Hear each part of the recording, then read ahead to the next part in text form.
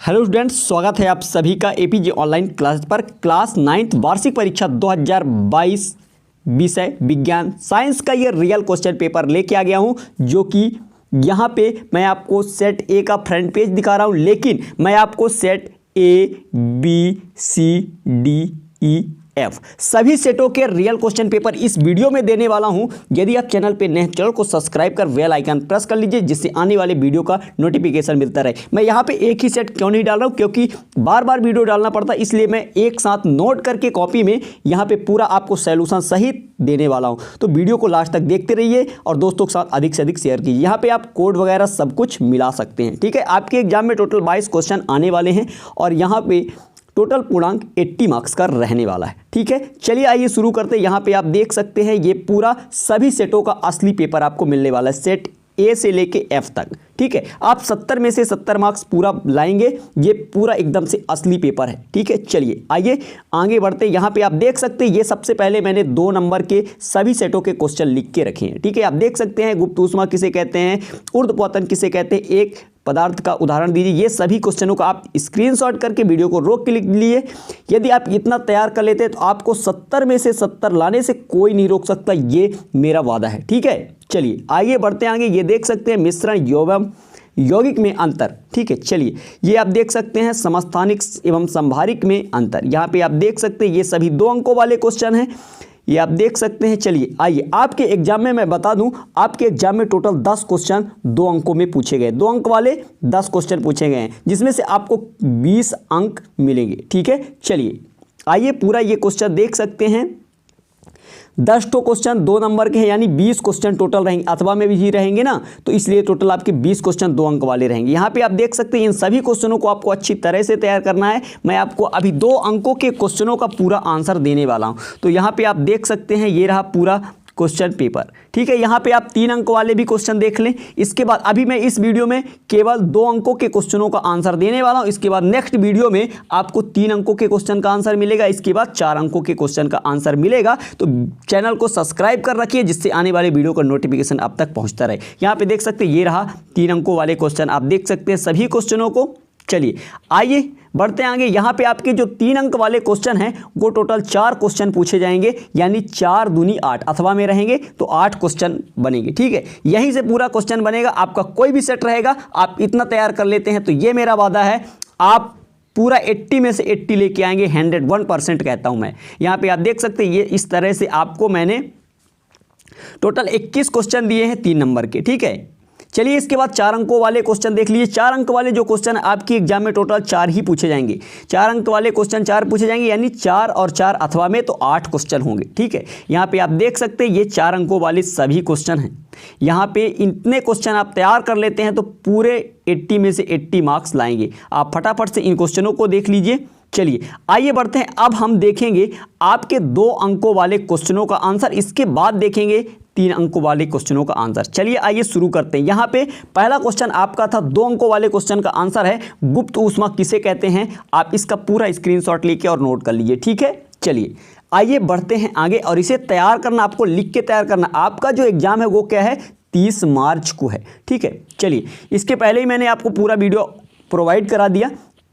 तो यहाँ पे आप देख सकते हैं अगला क्वेश्चन आपका है संगलन की प्रसुप्त ऊष्मा किसे कहते हैं। इसका आंसर आपके सामने, ये नोट कर लीजिए। चलिए आइए बढ़ते हैं आगे। ये रहा नेक्स्ट क्वेश्चन, ऊर्ध्वपतन किसे कहते हैं। ऊर्ध्वपतन किसे कहते हैं, एक पदार्थ का उदाहरण दीजिए जिसमें यह गुण पाया जाता है। इसका आंसर ये आपके सामने, इसका आप नोट कर सकते हैं, ठीक है। चलिए आइए नेक्स्ट क्वेश्चन आपके सामने है, निक्षेपण किसे कहते हैं। इसका आंसर ये छोटा सा, इसे आप लिख के याद करें, आप देखें नहीं, ऐसे पूरा आप कॉपी में लिखें और इसे तैयार करें बेहतर ढंग से। यहाँ पे अगला क्वेश्चन है, शुष्क बर्फ किसे कहते हैं और क्यों। इसका आंसर ये आपके सामने है, ठीक है। चलिए आइए आप वीडियो को रोक के भी लिख सकते हैं, इस तरह से ये कंप्लीट। इसके बाद नेक्स्ट क्वेश्चन है आपका, ठोसों की अपेक्षा द्रवों में विसरण की दर अधिक होती है, क्यों। यहाँ पे आपको बताना है। चलिए इसका भी आंसर ये आप नोट कर सकते हैं, ये रहा इसका पूरा आंसर। और इसके बाद हम बढ़ते हैं आगे नेक्स्ट।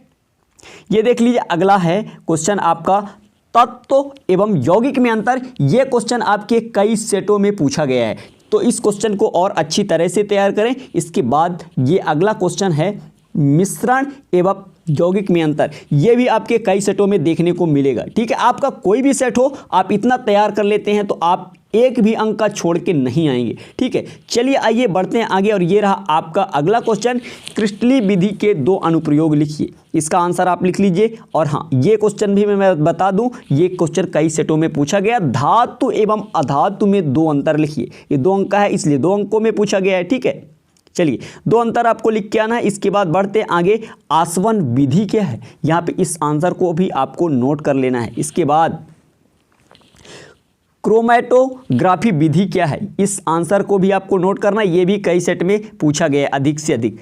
यहाँ पे अगला है आपका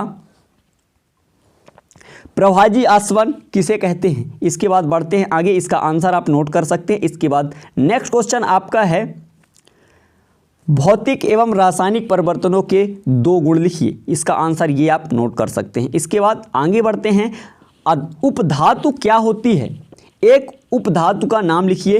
तो ये रहा इसका पूरा आंसर। ठीक है, ये आप नोट कर सकते हैं। चलिए आइए बढ़ते हैं आगे नेक्स्ट क्वेश्चन की ओर। मिश्र, अगला क्वेश्चन आपके सामने है, मिश्र धातु किसे कहते हैं, एक मिश्र धातु का नाम लिखिए। ये रहा इसका पूरा राइट आंसर। ठीक है, चलिए इसके बाद देख सकते हैं अगला क्वेश्चन, भौतिक एवं रासायनिक परिवर्तनों के 2 उदाहरण दीजिए। ये इसका आंसर है, ये आप नोट कर लीजिए फटाफट से। ठीक है, चलिए इसके बाद आगे बढ़ते हैं। और ये रहा आपका नेक्स्ट क्वेश्चन। ये भी क्वेश्चन आपके कई सेटों में देखने को मिलेगा, तो इसे अच्छी तरह से तैयार कीजिए। रदरफोर्ड के परमाणु मॉडल की 2 कमियां लिखिए। ये सभी क्वेश्चन मैं जो बता रहा हूं ये 2 अंकों के हैं। आपका कोई भी सेट आएगा अथवा सहित का क्वेश्चन आपके एग्जाम में इन्हीं में से पूरा देखने को मिलेगा। ठीक है, चलिए आइए बढ़ते हैं आगे। ये रहा इसका आंसर पूरा। इसके बाद देखेंगे नेक्स्ट क्वेश्चन, संयोजकता किसे कहते हैं, ये भी आएगा ही आएगा। ठीक है, चलिए इसके बाद ये रहा समस्थानिक और संभारिक, 2 चीज़ें हैं। इन दोनों क्वेश्चनों को आपको तैयार कर लेना है। ये एक में पूछा गया है, समस्थानिक किसे कहते हैं, एक उदाहरण, और एक में संभारिक। ठीक है, ये रहा ये संभारिक। दोनों क्वेश्चनों को आपको तैयार कर लेना है। इसके बाद आगे बढ़ते हैं और यहाँ पे थॉम्सन का परमाणु मॉडल लिखिए।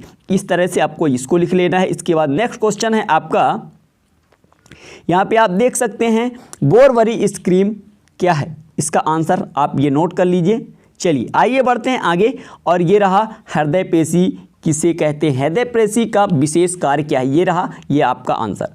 चलिए इसके बाद नेक्स्ट क्वेश्चन ये है आपका, रेखित, आरेखित तथा हृदय पेशियों में उनके कार्य के आधार पर अंतर स्पष्ट कीजिए। ये रहा इसका पूरा आंसर। ये रहा, आपको इसी तरह से कॉलम बनाकर लिख लेना है। ठीक है, चलिए ये रहा न्यूरॉन का नामांकित चित्र। और ये बता दूं क्वेश्चन ये कई सेट में पूछा गया, तो ये डायग्राम आप अच्छी तरह से बनाना सीख लें। ठीक है, चलिए इसके बाद हम बढ़ते आगे। अगला क्वेश्चन आपके सामने है, ऊतक किसे कहते हैं, एक उदाहरण दीजिए। इसका भी आंसर आप नोट कर लीजिए। इसके बाद नेक्स्ट क्वेश्चन देख रहे हैं, यहाँ पे देख लीजिए, किन्हीं 2 प्रकार के पेशी रेशों के चित्र बनाकर अंतर लिखिए। ये रहा।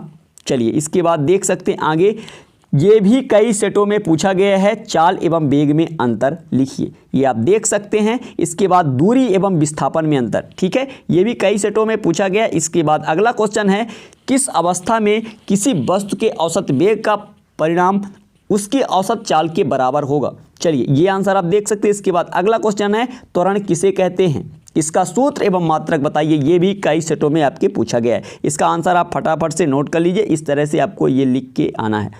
अगला क्वेश्चन है, ये रहा, ये आंकिक प्रश्न है। ये आप इसको अच्छे तरह से पढ़ के जाएंगे, इसे हल कर लीजिए। यदि बिजली की चमक एक बादलों की गरज के मध्य समयांतराल 4 सेकंड हो तो बिजली गिरने के निकटतम बिंदु की दूरी का परिकलन कीजिए। वायु में ध्वनि की चाल 346 मीटर प्रति सेकंड। यहाँ पे इसका आंसर आप नोट कर सकते हैं। चलिए आइए, ये भी आंकिक प्रश्न है, ये आप नोट कर लीजिए। ये भी आपके कई सेट में पूछा गया है, तो मैं बता रहा हूँ जो कई सेटों में है वो पूछा ही गया है। ध्यान रखिएगा, आप उनको अच्छी तरह से तैयार कीजिए। आपका कोई भी सेट होगा पूरा अंक लेके आएंगे। ये रहा इसका पूरा आंसर। मैं एक्सप्लेन नहीं कर सकता क्योंकि वीडियो बहुत ज़्यादा लंबा हो जाएगा। यहाँ पर आप देख सकते हैं अगला क्वेश्चन आपके सामने है, औसत चाल किसे कहते हैं। ठीक है, ये भी क्वेश्चन कई सेटों में है। और यहाँ पे देख सकते हैं, ये रहा, एक समान गति किसे कहते हैं, असमान गति किसे कहते हैं। ये क्वेश्चनों को आपको एक एक बार पढ़ के जरूर जाना है। ठीक है,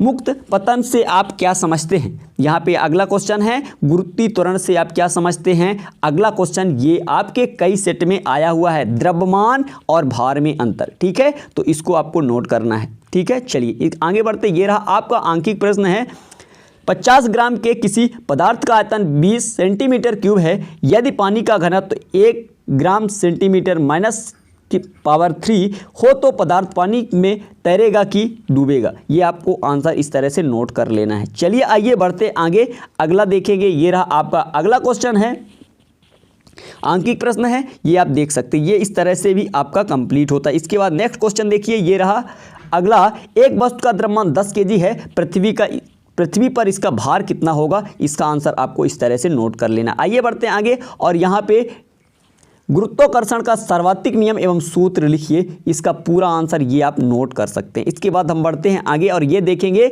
पृथ्वी चंद्रमा पर गुरुत्वाकर्षण बल लगाती है, फिर भी चंद्रमा पृथ्वी पर नहीं गिरता, क्यों? ये आंसर भी आपको तैयार कर लेना। इसके बाद आगे देखते हैं, गुरुत्वाकर्षण नियम को सर्वाधिक नियम क्यों कहा जाता है? ये अगला क्वेश्चन है, यदि दो वस्तु के बीच की दूरी को आधा कर दिया जाए तो उसके बीच गुरुत्वाकर्षण बल किस प्रकार बदलेगा? और इसका आंसर ये रहा। आगे बढ़ते हैं, ये आपको इसको भी यहाँ तक आपको पूरा लिख के आना है। ठीक है, चलिए इसके बाद बढ़ते हैं आगे, और ये नेक्स्ट क्वेश्चन है, ये आप देख सकते हैं। इसके बाद ये रहा क्वेश्चन नंबर अगला, और आगे बढ़ते हैं। ये रहा आपका क्वेश्चन नंबर नेक्स्ट है, पानी की सतह पर रखने पर कोई वस्तु क्यों तैरती या डूबती है? ठीक है, इसका आंसर आपको लिखना है। अगला क्वेश्चन है, आर्किमिडीज का सिद्धांत लिखिए। ये रहा, और इसके बाद आगे ये रहा, संपीड़न और विरल क्या है? यहाँ पे ये कई सेटों में पूछा गया है, आप देख सकते हैं। इसके बाद ये रहा क्वेश्चन नंबर नेक्स्ट, किसी ध्वनि स्रोत की आवृत्ति 100 हर्ट्ज है, 1 मिनट में यह कितनी बार कंपन करेगा? इसका आंसर आपको लिख लेना है। चलिए आइए, ये क्वेश्चन नंबर नेक्स्ट है, ध्वनि तरंगों के परावर्तन के 2 व्यवहारिक उपयोग लिखिए, और इसका आंसर ये आपके सामने। चलिए आइए बढ़ते आगे, और यहाँ पे देख सकते हैं ध्वनि कैसे उत्पन्न होती है, यहाँ पे आप इसका आंसर नोट कर सकते हैं। इसके बाद बढ़ते हैं आगे, और ये नेक्स्ट क्वेश्चन है, अनुरण क्या है, इसे कैसे हम कम किया जा सकता है? यहाँ पे इसका आंसर नोट कर सकते हैं। अगला क्वेश्चन यहाँ पे, वस्तुओं को साफ करने के लिए पराध्वनि का उपयोग कैसे करते हैं? यहाँ पे अगला क्वेश्चन आपका है, यहाँ पे इसी का आंसर है। इस तरह से ये आपका कंप्लीट होता है। यहाँ पे आपने सभी 2 नंबरों के क्वेश्चनों का पूरा आंसर देखा। आपको वीडियो कैसा लगा कमेंट जरूर कीजिएगा। 3 नंबर के क्वेश्चनों का आंसर चाहिए तो कमेंट कर बताइएगा। चैनल पे नए, चैनल को सब्सक्राइब कर बेल आइकन प्रेस करें, जिससे आने वाली वीडियो का नोटिफिकेशन आप तक पहुँचता रहे। चलते हैं नेक्स्ट वीडियो मिलेंगे, तब तक के लिए जय हिंद, जय Bharat, thank you, best of luck.